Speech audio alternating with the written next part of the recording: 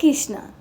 पद्म पुराण में वर्णन आता है कि जो मनुष्य विधि विधान पूर्वक इंदिरा एकादशी व्रत का पालन करता है वह अपने पितरों को पुण्य राशि के द्वारा नरक से मुक्ति करवा देता है।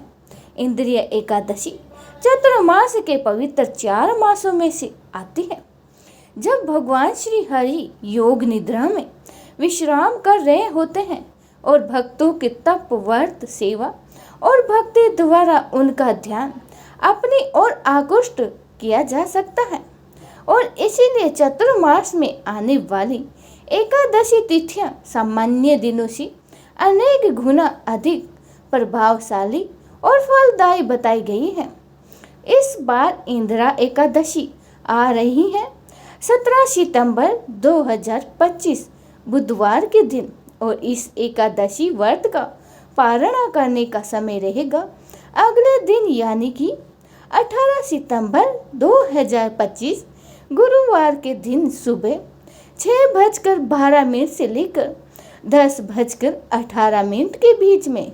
इस बार एकादशी तिथि आरंभ हो रही है 16 सितंबर 2025 मध्य रात्रि में 12:21 पर और यह एकादशी तिथि समाप्त होगी 17 सितंबर 2025 रात्रि में 11:39 पर।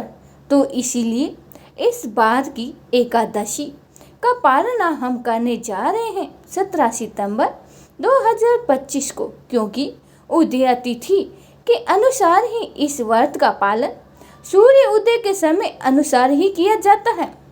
इस दिन प्रातः ब्रह्म मुहूर्त का समय रहेगा सुबह 4:33 से लेकर 5:20 के बीच में, और इस दिन सूर्य उदय होगा सुबह 6:07 पर और सूर्य अस्त होगा शाम को 6:24 पर।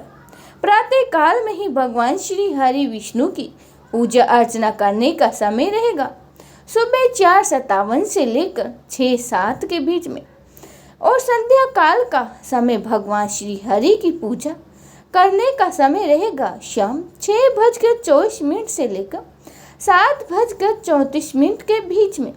इस बार एकादशी तिथि के दिन राहु काल का समय रहेगा दोपहर 12:15 से लेकर 1:47 के बीच में। इसीलिए इस समय के दौरान कोई भी पवित्र मंगल कार्य नहीं करने चाहिए, किसी शुभ कार्य की शुरुआत भी नहीं करनी चाहिए। इस काल के दौरान आप अधिक से अधिक भगवान के पवित्र नामों का जप कर सकते हैं, उनकी कथाओं का श्रवण कर सकते हैं।